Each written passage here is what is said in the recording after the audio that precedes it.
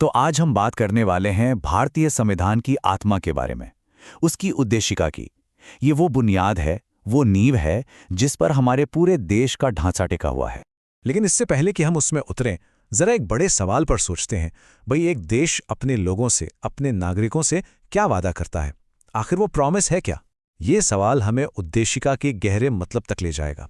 और वो वादा छुपा है इन शब्दों में। देखिए, भारतीय संविधान की उद्देशिका शुरू होती है हम भारत के लोग से और खत्म होती है इस संविधान को अपनाने के एक पक्के इरादे के साथ। देखने में तो बस एक पैराग्राफ है ना? लेकिन सच कहूं तो इसमें पूरे देश का विजन, पूरा नजरिया समाया हुआ है। तो ठीक है, आइए इसमें और गहराई से उतरते हैं।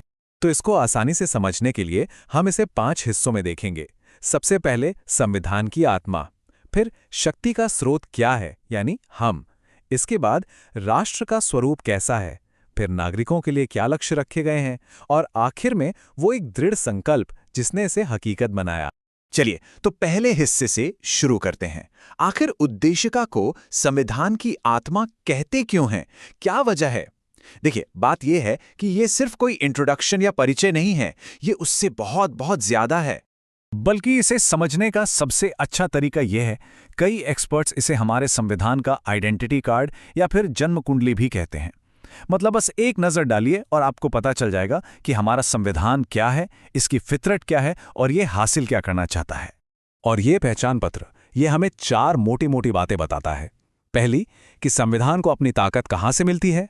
दूसरी, हमारे देश का, भारत का स्वभाव कैसा होगा। तीसरी, इस संविधान के मकसद क्या है। और चौथी, इससे अपनाया कब गया। तो चलिए एक एक करके इन चारों को समझते हैं। तो आते हैं हमारे दूसरे हिस्से पर, शक्ति का स्रोत। भाई, ये जो इतना बड़ा, इतना ताकतवर दस्तावेज है, इसे अपनी शक्ति, अपनी अथॉरिटी मिलती कहाँ से है? इसका जवाब उद्देशिका के पहले 3 शब्दों में ही है, हम भारत के लोग। बात बहुत सीधी और गहरी है। इस संविधान की असली ताकत ना किसी राजा में है, ना संसद में, और ना ही किसी बाहरी देश में। इसकी शक्ति हम में है, भारत के आम लोगों में। ये पावर हम सब से आती है। अच्छा, ये तो हुई शक्ति की बात। अब देखते हैं कि उद्देशिका भारत के कैरेक्टर को, उसकी पहचान को कैसे डिफाइन करती है। मतलब वो कौन सी वैल्यूज हैं जिन पर हमारा देश खड़ा है। और यहाँ उद्देशिका हमें 5 मजबूत स्तंभ देती है: संप्रभु, समाजवादी, पंथनिरपेक्ष, लोकतांत्रिक और गणराज्य। एक बात साफ कर दूं, ये सिर्फ शब्द नहीं हैं, ये वो उसूल हैं, वो सिद्धांत हैं जो इंडिया को इंडिया बनाते हैं। तो पहला स्तंभ, संप्रभु। इसका सीधा सा मतलब है कि भारत अपने फैसले लेने के लिए पूरी तरह से आज़ाद है। हमारे ऊपर किसी और देश का कोई कंट्रोल नहीं है। चाहे हमारे अंदरूनी मामले हों या बाहरी, फैसला हमारा होगा। दूसरा है समाजवादी। अब भारत के लिहाज से इसका मतलब है कि लोकतांत्रिक तरीकों से समाज में जो आर्थिक और सामाजिक भेदभाव है, उसे कम किया जाए। कोशिश ये है कि दौलत का बंटवारा सही से हो और हर किसी को आगे बढ़ने का मौका मिले। फिर आता है पंथ निरपेक्ष, यानी सेक्युलर। इसका मतलब यह है कि सरकार का, हमारे देश का कोई अपना ऑफिशियल धर्म नहीं है। सरकार की नज़र में सब धर्म बराबर हैं और वो सबकी रक्षा करेगी। और हाँ, हर नागरिक को अपनी मर्जी का धर्म मानने की पूरी पूरी आज़ादी है।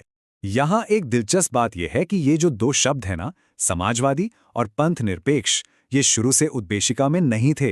इन्हें 1976 में 42वें संशोधन के जरिए जोड़ा गया था ताकि इन वैल्यूज पर और ज्यादा जोर दिया जा सके।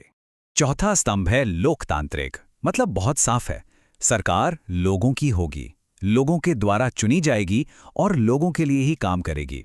हमें जो वोट देने का अधिकार मिला है, वो ही इस पूरी व्यवस्था की जान है। और पांचवा और आखिरी स्तंभ, गणराज्य। इसका मतलब है कि हमारे देश का जो हेड है, यानी हमारे राष्ट्रपति, वो किसी राजघराने से नहीं आते, उन्हें चुना जाता है। वो कोई राजा या रानी नहीं है। तो ये तो हो गया देश का कैरेक्टर। अब आगे बढ़ते हैं और देखते हैं उद्देशिका का वो हिस्सा जो बताता है कि ये संविधान अपने नागरिकों को क्या देने का वादा करता है। गोल्स क्या है? और ये 4 बहुत बड़े लक्ष्य हमारे सामने रखती है। पहला, न्याय।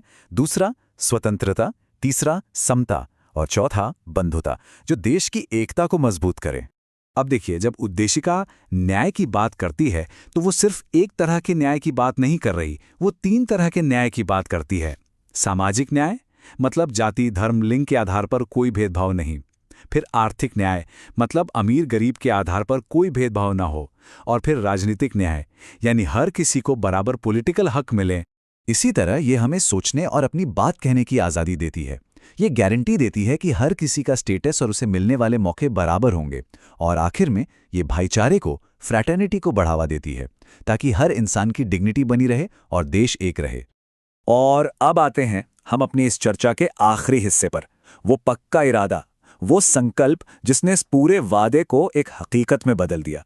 उद्देशिका में एक खास तारीख का जिक्र है, 26 नवंबर 1949। ये कोई मामूली तारीख नहीं है, ये हमारे इतिहास का एक बहुत बहुत बड़ा दिन है।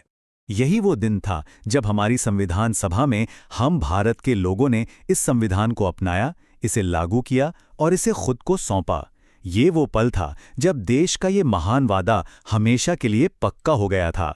तो आखिर में बस एक सवाल रह जाता है, क्या उद्देशिका के ये बड़े बड़े शब्द, ये ऊंचे आदर्श आज भी हमारे समाज को, हमारी राजनीति को और हमारी अपनी जिंदगियों को रास्ता दिखाते हैं? ये एक ऐसा सवाल है जिस पर हम सबको सोचना जरूरी है।